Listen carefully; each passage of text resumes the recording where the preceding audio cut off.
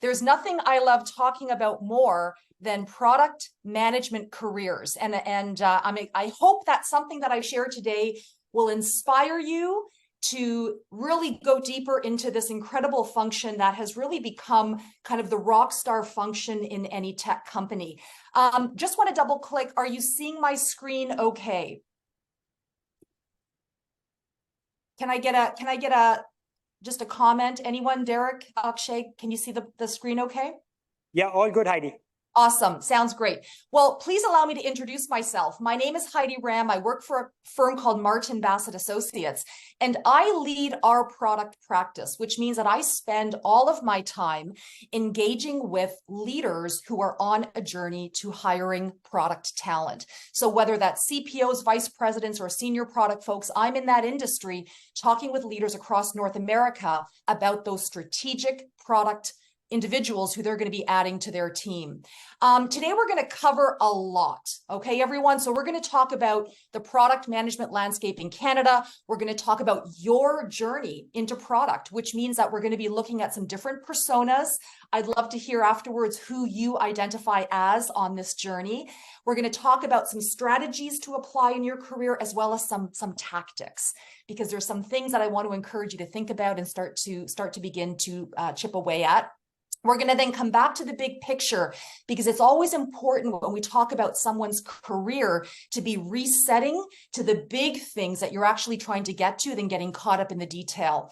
And then I'm going to introduce you to some takeaways specific around what you might start to do next and how you might start to work through that roadmap towards your product career. And of course, we're going to have a Q&A time, and I can't wait to hear what it is that you are curious to dig a bit deeper into. And yes, we will share the deck with you after the session. So don't worry too much about getting all the notes. We'll have that for you. So let's talk a bit about the Canadian landscape. First of all, the Canadian product scene is very exciting. Why is that? Because it's very startup centric. We have an incredible startup ecosystem coast to coast between Halifax and Victoria, but Canada really is, in the world of product, dialed into 4 main hubs. Those hubs are Toronto, obvious, Kitchener-Waterloo, Vancouver, Montreal. Not to cast any shade on Ottawa or Halifax, but or Calgary for that matter. But really, when we come to talking about product opportunities, a lot of it's happening in these 4 major centers. Part of the fact that we are such a startup community across Canada is that we have a lot of first-time founders, and that always adds a very interesting dynamic to individuals like yourselves thinking about a career in product. We're going to double click on that a bit later, but we are a first-time founder community. But we're also a very conservative community. Part of that is because we have a lot of first-time founders and folks who have never really done it before at another tech company. And also, our investors are more conservative than the market south of the border. A Canadian startup tech company is more likely to become acquired, often acquired by a US-based business, versus having that IPO path.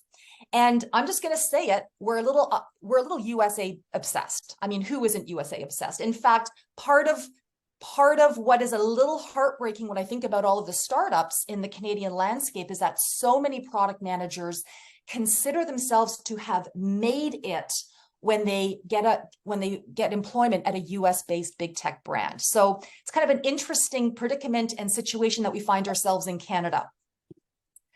Let's break down the landscape into a little bit more of product categories and where product management exists, because this is something that you're going to want to start to think about as you think about a career in product. There's sort of 3 big pillars of types of organizations you might seek to be employed at. First of all, I'm going to describe this first one as our North Star.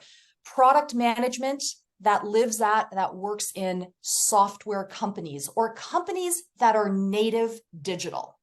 We're going to talk about that in a moment. Our second category is product management that lives and does tremendously big stuff in enterprises.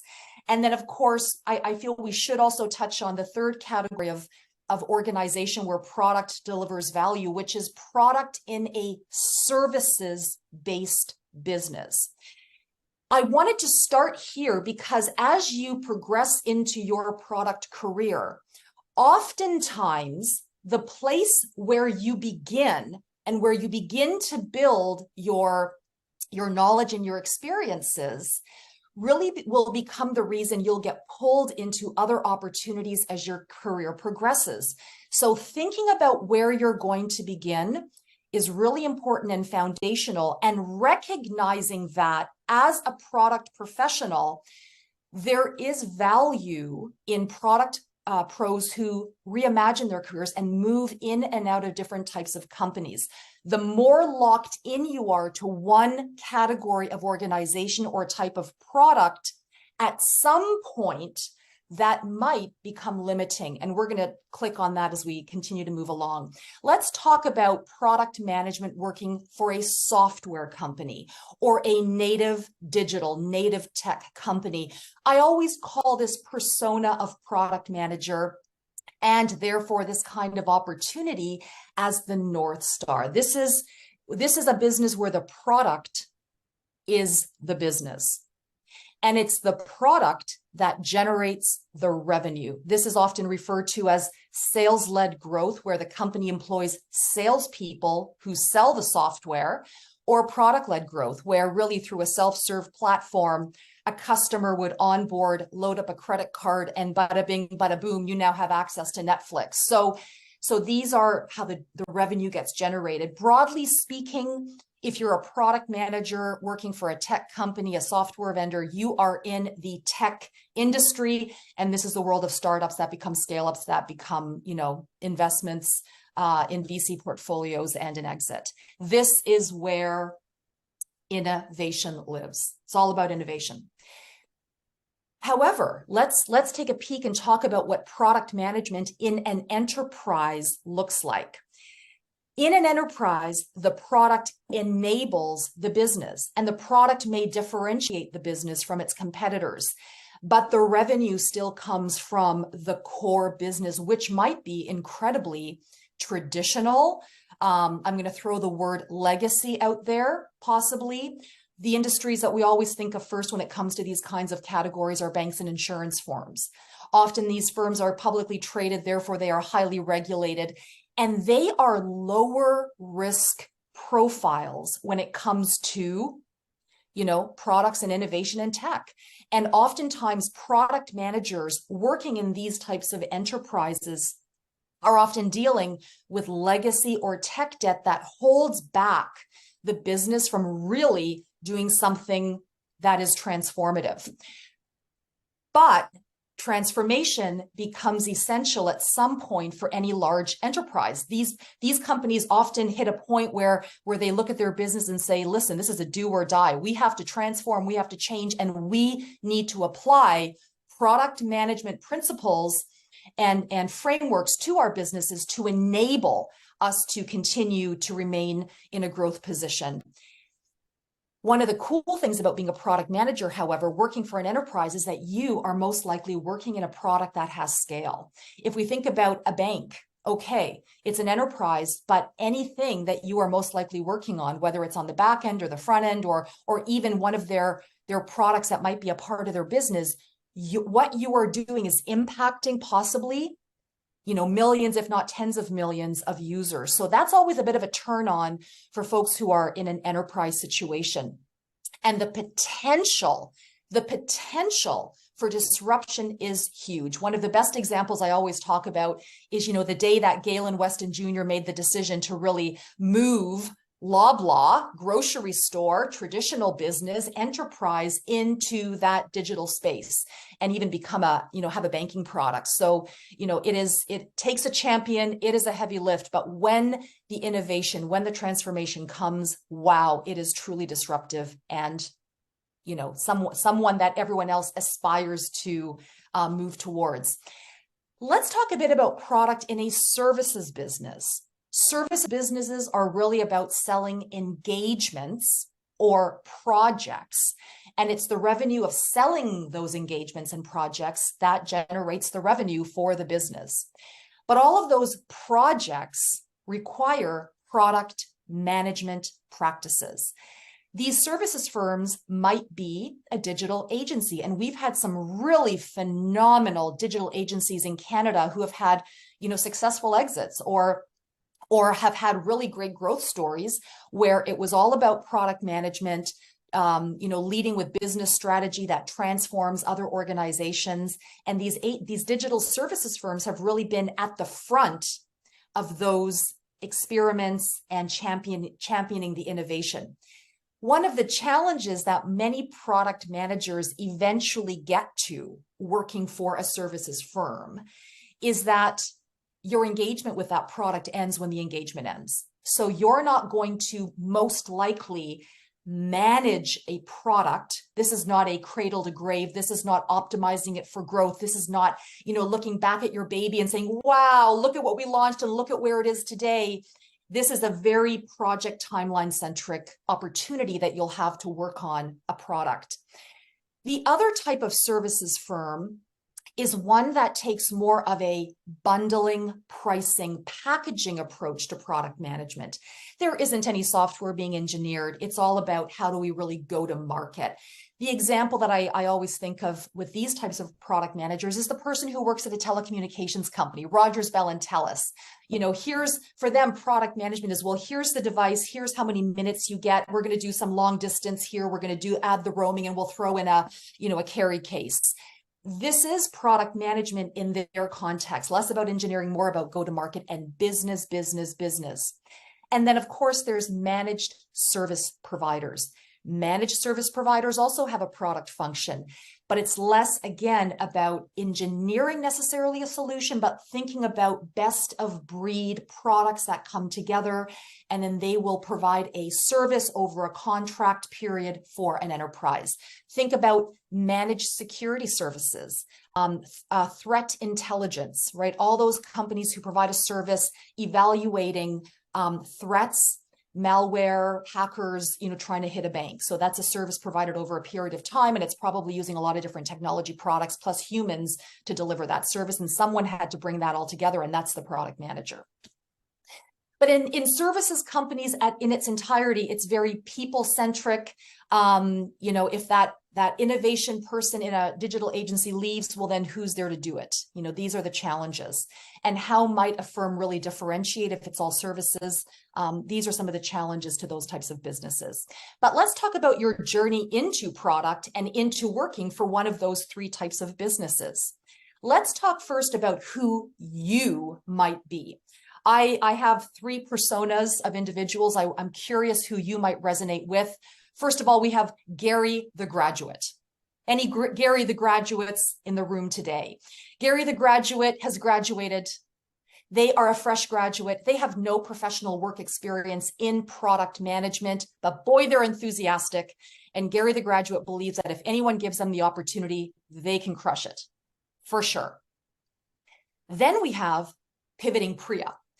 Pivoting Priya has been a professional in the workplace.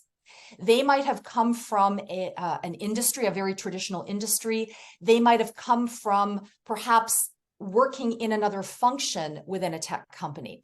But something about their career has led them to imagine that, hey, I want to get into this thing called product management. They have been successful. They have earned a better than average income. And therefore, Pivoting Priya has some really significant income expectations. And Pivoting Priya is often the person who's talking always about their transferable skills. It's all about transferable skills for Priya, trying to find someone who will also see those skills and value them. And then we're going to talk about Product Peter. Product Peter is a product manager today. They are working in some capacity in a product organization. They want what they don't have. And we're going to talk about decision time for Peter, because most people in a product role, when they're active in that function, there's going to come a point when they've got a big decision to make, and we're going to hit on that as well. One of the amazing things that separates the product management function from any other function in a tech company is the broad entry point into the role. This is very encouraging because every day I'm talking with product managers whose entry point into the function is very different. The function welcomes people from an engineering background, from a sales background, marketing, customer success, or or not, someone who has come from a business, maybe as an accountant, and then they end up in a product role. And I want to lean into this a little bit because it's really important to be encouraged that your career into product is actually less about getting hired 0 to 1 into a product role than it is about just getting into a really great organization where you can deliver value. Because most people do not graduate and then end up getting hired in a product role. I see it, it does happen, but for many people, there's an entry point first. And there's a whole lot of reasons why, which we won't get into, but one of the interesting things about when I meet people who have been hired 0 to 1, weren't a product person graduating, now they're in product, many times it has to do with the, what is it called? The opportunity that you have to work for an organization, shadow them. What is that called again? The, you know what I mean, that intermediate step while you're still in school and you're working for a company, maybe not getting paid. That kind of an opportunity can be very, very defining. And then there's a lot of soft skills, that the urgency, the intention, and the hustle to seek an opportunity where you might get hired into a product role. So there's a lot into that, but I want to encourage you, if your first step isn't in a product, hey, that's actually normal and that's okay, because it's really all about delivering value. All right. It's all about delivering value. Here's the ideal flow that most people have getting a product job and starting their career. And this is especially true for Gary, the graduate, and for Priya, who is pivoting. Your goal is to work for that North Star, seeking an opportunity to work for a software company in any capacity where you can deliver value. And then really becoming a student of that business. You are going to begin to learn and absorb, because that's the first tech company who's ever hired you. So you're going to learn about their business, how they sell, how they market, how they deal with churn, how do they basically run and operate their business. You are going to become a student of that, and you're going to do an amazing job in whatever capacity it was that you were hired, because you are going to invest in building a relationship with your manager. Whoever you report to, you want that person to become your champion. And that's when those magical conversations begin to happen. That person, you're going to share your dream with that person about aspiring to move closer towards a product management role. And asking that person to speak truth to you about the things that you need to develop and you need to work through to be someone they would recommend to their peer. The peer, the person who manages product, or their peer, perhaps in HR, who, when they're in planning stages of the product role they're going to hire in January 2024, and they're getting ready to do that, your name comes up in that conversation. Those are often really difficult conversations to have, because you're opening yourself up to the feedback that you may not want to hear, but that is a gift to you. Imagine if you talk to your boss and you ask them, tell me what I need to develop so that you would refer me into the product organization the next time they have an opportunity. What are those things that you would want me to overcome and to work through so that you would have no hesitancy in recommending me?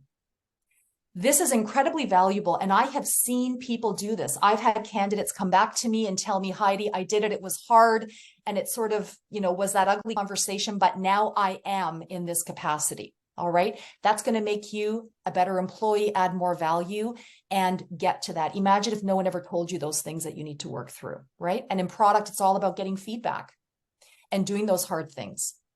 And so when that person internally is your internal champion, more likely it is that you're going to get promoted within your organization. And that's, my friends, that is how most people move into product.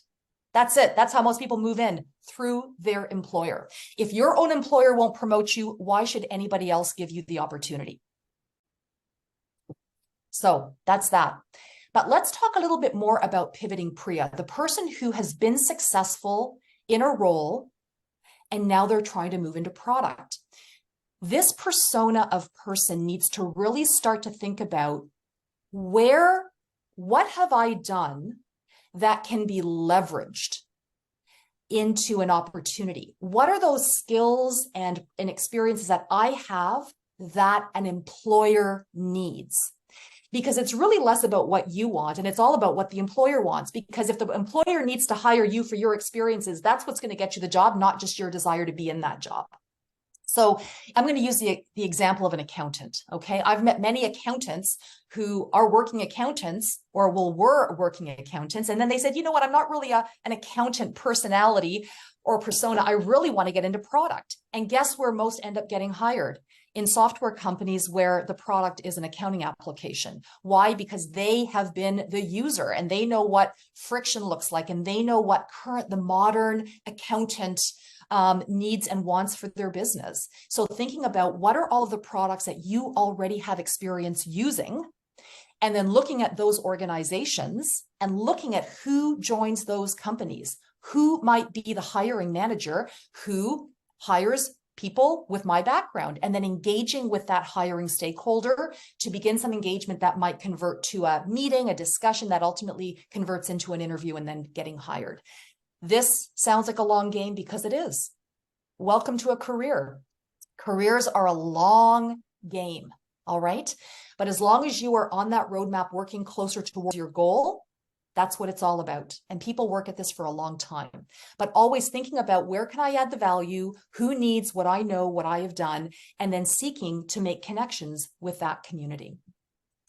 If we're talking about product Peter, someone who is a product manager today or working in a product organization, maybe not as a product manager, but in product in some way, there's some real challenges in today's market. And you probably want what you don't have, which is either more money, greater scope and responsibility, working for a different company than the one that you work for. And all of those things are valid and will come at different points in your career. But in today's market reality, because of the supply and demand of candidates, too many candidates for too few jobs, your job search tactics will need to modernize. Pressing a button to submit a resume to a LinkedIn posting or adding it to a company's website is most likely in today's market not going to help you. It's all about one-on-one engagement with hiring stakeholders or people with power to hire, and doing so in a thoughtful, mindful, respectful way over a period of time. And then experimenting and iterating your process based on the results that you get. All right. Because this is also a long game, but people are more likely to hire you when you have experience working in the function than in today's market thinking about, well, do we even have someone who could invest and train that person, which is why it's so important to think about, well, where can I add the value? And then, have the champion who will help me internally get promoted. Now, interesting thing about anybody who is a product manager. For most people, you're going to come to a crossroads in your career, and there is no right or wrong answer, because there's people who exist in the industry who embody both of these functions exceptionally well and are super happy, and both functions make a lot of money and are people who drive the business forward. And the big decision to make, this crossroads, is, do I pursue a career in the craft of product management, or do I pursue a career into management? It used to be for many functions and for a long period of time that only if you are progressing in roles, that climbing the ladder picture, that you are someone who is considered successful, but not in product at all. In fact, the more product people you meet and you look at the trajectory of their career, you may notice that they ebb and flow in different opportunities with different scope and scale of responsibility.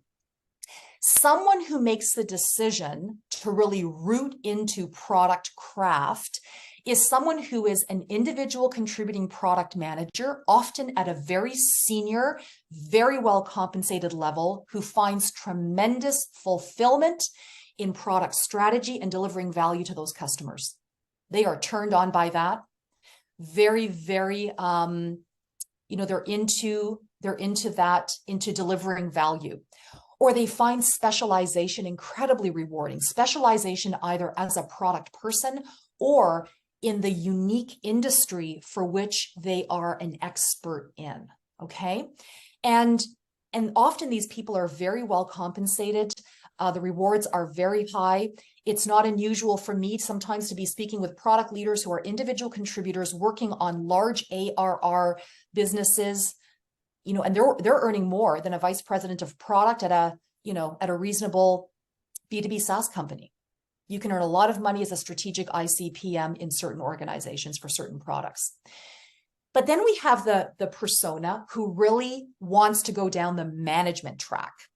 And this is an interesting persona of person because there's plenty of people who start down this track and they say, whoa, whoa, whoa, whoa, whoa, whoa, whoa. Okay, I tried it, but guess what? I'm being removed from the heart of the business. I'm now dealing with people problems. And I don't want to deal with people problems. I want to be all about the product. And so people will go back to being closer to the heart of the business, closer to the heart of the product. And there's nothing wrong with that. It actually happens all the time. But for the typical person who really values or wants management, in the beginning, it might be all about headcount. Well, I'm managing 3 people today. I'd really love to manage 10. Well, now I'd really love to manage managers. Well, now I really want to learn how to manage vice presidents. And I want to, be closer to that CEO. Like, how many lines are there between me and the CEO? But the fascinating thing that we talked about at the beginning today is that Canada is largely a startup community. So if you're called a VP of product, but you report to the founder CEO and you're not managing anyone, are you really a VP? And how important is it really? And there's a whole community of leaders out there who actually are not that impressed with candidates who really want to be optimizing for titles and perceived right, of climbing a ladder. They want people who are the product craft people. So it's a really interesting predicament in product to be chosen carefully and not to be too entrenched in what a title might be. We always want to be thinking about scope and scale, and then who are the people I'm working with, and then the compensation. Because you might find yourself pursuing a management track, and then what you really realize is you want a product craft track, and that's okay. Let's talk about the big picture because we've already covered a lot. First of all, it is a full-time job to get a job. And you are employable. Someone is going to need you to deliver value for them. And what you always want to be thinking about when you're a candidate, and it's an opportunity that is maybe not 100% of what you were hoping it would be. You wanted a product role. You were really hoping someone would hire you as a product manager.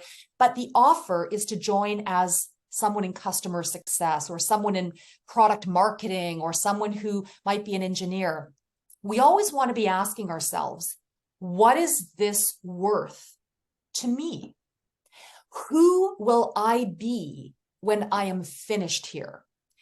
The average tenure before COVID working at a tech company, and this is an average, was 3 years and 2 months. That was the average, which means many people left earlier, some people stayed longer.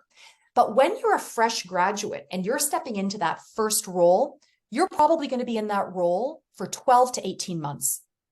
Probably. Because you're about optimizing for learning. You want to be you want to be adding things to your toolkit. You want to be getting results. It's really critical that you've got a story about what you achieved while you worked in that very first role. They took a risk on you. Did you deliver? That's what employers want to know. But then you need to learn and start to do the other things. Who might you be when you leave this opportunity in 12 to 18 months? And how can you leverage those learnings and that experience to deliver greater value in the next role? And there's a price to that. Okay, there's a price to that. So that's the big thing. Delivering value. You've probably heard me say that a lot today. That really is at the heart of everything when it comes to our careers and saying yes to a specific opportunity. And this, my friends, is a long long game. Nothing lasts forever, and whoever you join next, it's going to end. There's going to be a start and an end, and you're going to restart again somewhere else. Typically, there's 5 paths into an opportunity. These are the basic paths to getting a job. First of all, engaging all the people who know you. This will become more important when you're actually in the working workforce. So you always want to be thinking about making friends, right? Always business associates, wherever you go, who's there, and connecting and engaging and taking the time to get to know those people. Obviously, applying to posted roles. In today's market, that's very challenging, but you have to do it. Engaging employees directly. This is the magic. Engaging with people who have hiring power to hire you or introduce you to someone who has hiring power. That is what it is in today's market. Let's talk about recruiters. That's third-party firms like me. Most likely, the fresh graduate and the person who is pivoting their career are not going to benefit from the services of a recruiter into their first product job. Why is that? Because search firms, third-party search firms, our client is the organization. They retain us, they engage us, they pay us for the candidate who they're going to hire. And how do they see value in our service? Because we present the person who they want us to find, and it's always somebody with experience. Get us someone from our competition. Get us someone who's done this thing, because we need them to do that net new thing over here. And that's how they value the service of a third-party recruiter. But product managers, if you are in product, a recruiter is a channel for you. And one of the new things that has really become very meaningful and impactful for people who want to engage in a job search is online engagement, community engagement, being very mindful and thoughtful about what you are commenting on, sharing on LinkedIn, because you want to increase the eyeballs looking at your persona, at your profile, based on what you are contributing online.